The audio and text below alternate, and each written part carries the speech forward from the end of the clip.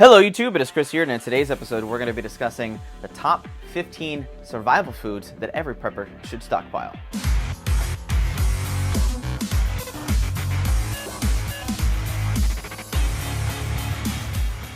Welcome back everybody, and thank you for sticking with me. You heard right, today's episode we're going to be covering the top 15 survival foods that every prepper should stockpile. Now when most people think of survival foods, their brains pretty much default to things like freeze-dried food, MREs, and other survival type foods like survival tablets. However, the main focus of this episode is going to be centered around the 15 items that are going to be very easily accessible at your local grocery store and wholesale food clubs. The very first item on the list is actually going to be rolled oats. Now, the reason why I made the top of this list is because it's one of my favorite long-term shelf-stable foods. This, when properly stored outside of the retail packages, it can last 25-30 years, just like things like rice and beans. However, even in the retail packaging, you can expect anywhere between 18 to 24 months, which is very, very shelf stable if you need it.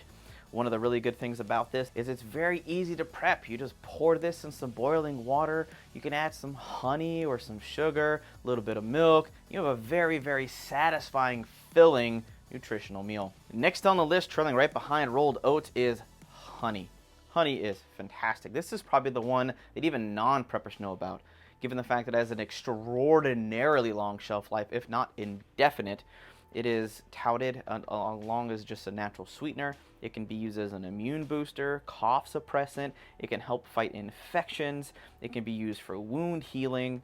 You can take this for gut balancing if you're kind of a little wonky with all those funky survival foods and some of your stuff might not be in balance, to actually help remove parasites out of your gut. If you have some bad nasties inside your system, you can take some little parts of vinegar, water, and honey. There's recipes online. I'll link one of my favorites down in the video description to actually do some parasite removal. One of my absolute favorites is alcohol.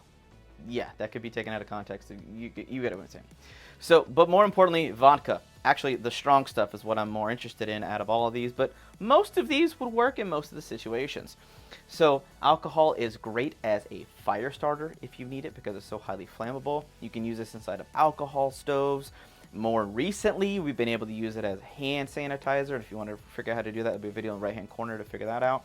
You can use it as an antiseptic for wounds, a sleep aid if you're having a lot of stress and anxiety, a little bit, your brain's a little too active. This being a natural downer, you could take maybe a shot of that and kind of knock yourself out for the night, or just use melatonin if you see fit.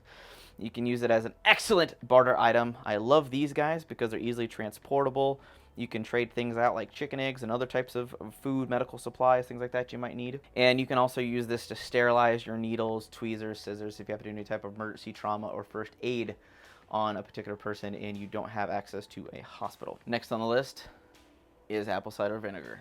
This is a powerful one that a lot of people, I think that even non-preppers already know. In the food realm, if you want to use this to actually make things like salad dressings, or you want to use it inside of cooking fish, apple cider vinegar is very good for you. It's a natural antifungal. It can help lower your blood pressure if you take a little bit of it regularly mixed in with some water.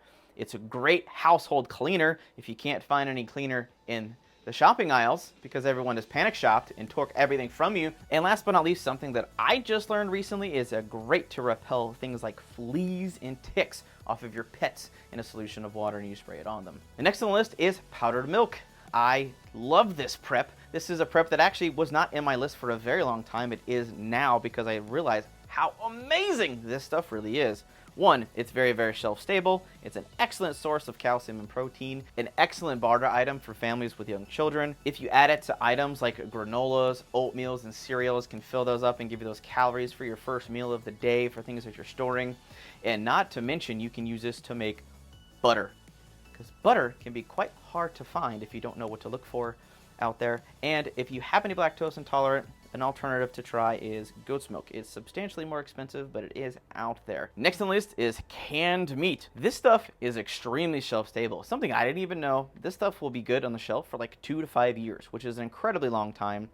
The good benefits of this is all of this stuff is already pre-cooked, which means there's a lot less time having to make your meals. So when you're combining it with things like pastas and rices and beans to fill out your meals and give it a more dynamic flavor profile and good rich protein and amino acids and all the really important stuff you need, it's already ready to go. Now, some of the cheapest stuff to get is like Spam, pulled pork, or even chicken.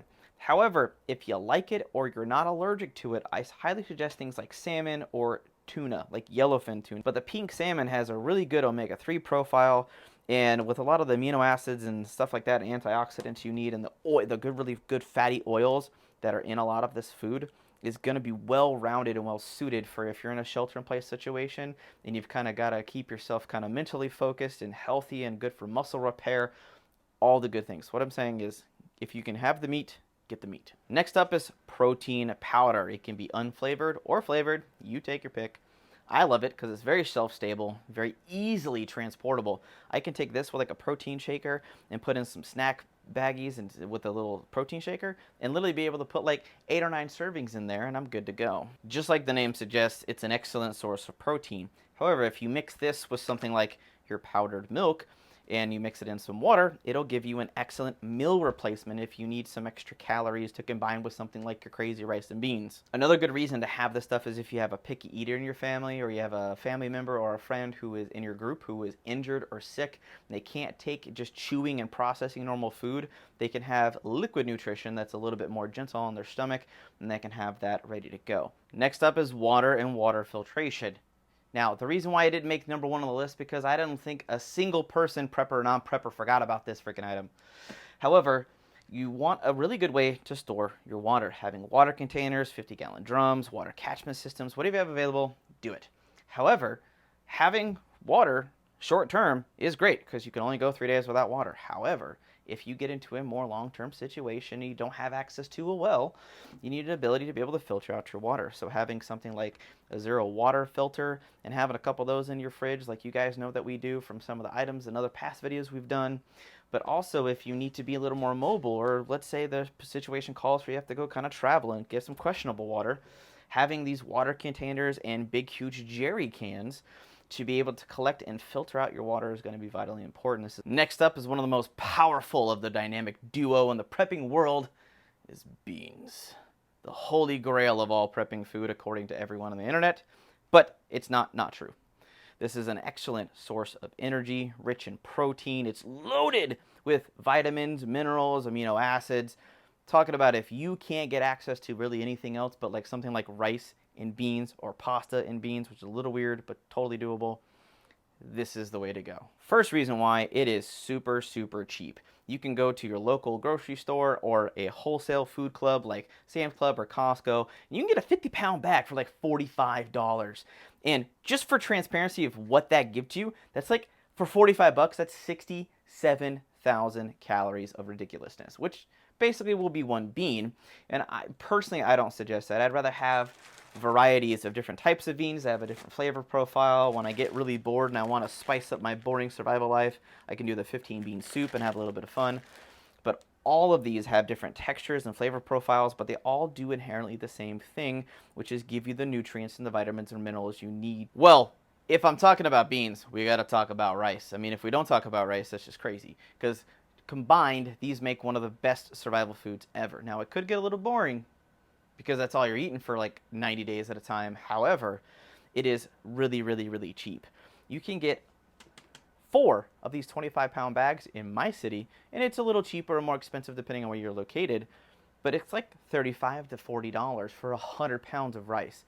That's absolutely crazy. And when you combine all the nutritional value and all the good things that you get from beans, ballpark of like 126,000 calories. Now, to break that down on like basically a 1,200 to 1,300 calorie diet in a survival situation, that's 100 days worth of food for like 85 bucks. That's absolutely freaking crazy. Adding this and this, you're pretty much good. So in addition to just eating, you can use this to declump your salt. You can actually make rice water. And why rice water is important is it can be used for your health and hygiene because it can help to treat things like from eczema all the way to help you cure diarrhea if you don't have any of if you run out of that stuff in an emergency. Another awesome DIY hack is you can use uncooked rice, stick it in a sock, and you can use this as a DIY heating or ice pack. Instead of spending all of your precious resources on really expensive ice packs, you can literally take the uncooked bag of rice, you can stick it in your microwave for like 2 minutes, let it cool for about a minute, use it as a heating pack if you need to. Or for an ice pack, you stick it in the freezer for about 30 minutes and boom, wham, bam, thank you, ma'am, you are good to go. And finally, one of the more common things is it can be used, obviously, is very good for absorbing water. So if you get any electronics, such as like your older cell phones, flashlights, things like that, and you need to draw the moisture from the particular device, you can get a bowl of uncooked rice, dip it in there, let it sit overnight for 24 to 48 hours, and lo and behold, in most situations, you'd be surprised how many electronics you'll save with the power of rice. So in the carbohydrate category, one of my favorites is pasta. Very shelf stable, very energy dense, just as easy to prep. The one thing I want to showcase is that for a pound of rice, you get about 591 calories, which sounds like a lot. But for 1 pound of pasta, it's 1,687. Though it may cost about 1.5 times as much as rice, I am getting about triple the calorie density. So for me, having a very healthy stockpile of very shelf-stable carbohydrates and pasta is a very, very, very good thing. Easily, for most preppers, considered the most delicious of all the survival foods is potato flakes. Not only inside of Mylar bags being stored properly is uber shelf stable, but is a really good source of things like your B vitamins, vitamin C, potassium, all that good stuff. But it can help spice up your meals. You take that powdered milk, you make some butter, add a little bit of salt, put this bad boy in there, you have one tasty meal. Now, if you're going to do something like your rice and beans, maybe you want to make it more of a soup texture, you can use this to thicken up your food, add some more substance, some more calories, some more energy, some starches. It's a really excellent survival food to add to your preps. And considering the fact that it's really super dirt cheap, these are like $1 or $2 for a huge pack, and that can make a ton of mashed potatoes. It's good to go. Rounding down before we get to our bonus items is herbs and spices. If not for anything else, just to flavor your food and make it more dynamic, because there's a very strong possibility if you have in a quarantine or bug-in situation or a lockdown protocols that some of us are dealing with right now, your food choices could be a little limited and a little boring. So you want to kind of have some fun and spice it up and kind of really get creative with the very limited resources you have. And the very last item before we jump into the bonus foods on this list are vitamins. Though not a food, can be essential, because if you are used and your body has particular needs for vitamins, minerals, antioxidants, you may not be getting enough of what you need. So being able to have a supplementation with vitamins or specific stuff like potassiums in individuals is kind of a very smart idea for a long-term situation. If you're going to be out in the woods or in a short-term lockdown situation because of like a storm, should you start going a multivitamin up? Probably not.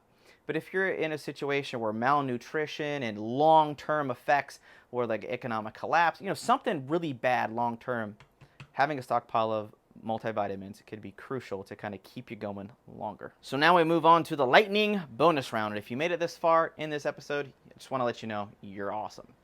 So the very first one is avocado oil. Whether you want to add this to your rice and beans, any types of smorgasbord of awesome food that you decide to cook in your bug-in situation, or your protein shakes, this will add a lot of calories, nutrient density, and really, really healthy fats to your diet without working too hard. Ghee. This is actually butter. This is clarified butter. But what I love about it is so I don't have to jump into my powdered milk food stores, and I can use it more for bartering and cooking and stuff like that.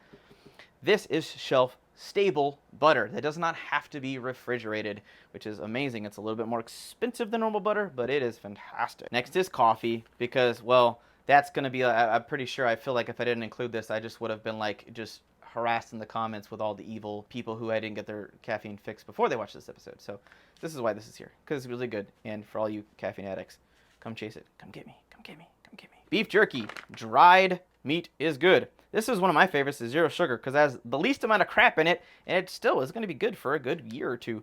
It is really good in the short term to have some supply of meat on you. It's fun. It's a good healthy snack.